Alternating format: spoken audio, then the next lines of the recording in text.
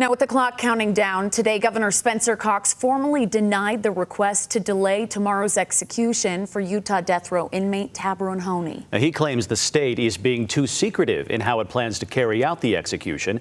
ABC4's Kate Gardner spoke with attorneys and legal experts today to learn if that claim holds any weight.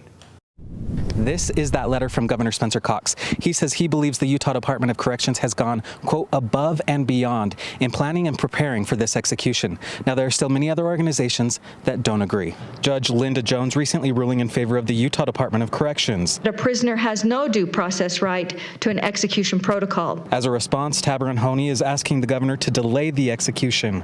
In a letter to the governor, Honie's counsel says, quote, transparency is the hallmark of a free society, yet this process has been anything but transparent. The Salt Lake Legal Defender Association agrees with this claim. The government has taken the position that it doesn't need to be a transparent process. That's antithetical to our democratic process. But Governor Cox does not.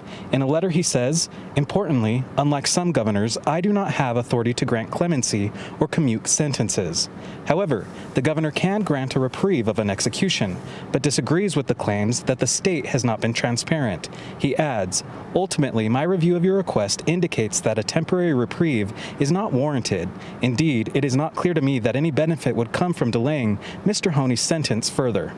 Part of the push for a reprieve is how Honie will be put to death. 3 weeks ago, we had a 3-drug cocktail that had never been tried before. But after Honie's attorneys raised concern, the state decided to use pentobarbital instead. And I think that the Utah officials made the right decision to switch from an untested, unproven combination of drugs, never been used before, to a drug that has been used in other executions. That was the right choice. While agreeing with the change, the Death Penalty Information Center believes the state still needs to be more transparent. We need to understand the training the staff have, how those drugs were procured, where they're being stored, and just understanding that this drug has been used in other executions does not allay the many, many concerns that people have about how it will be used.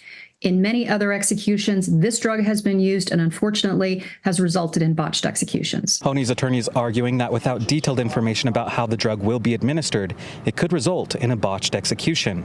The judge disagrees. He has not identified an actual injury that he will suffer due to deviations or inconsistencies in the procedures.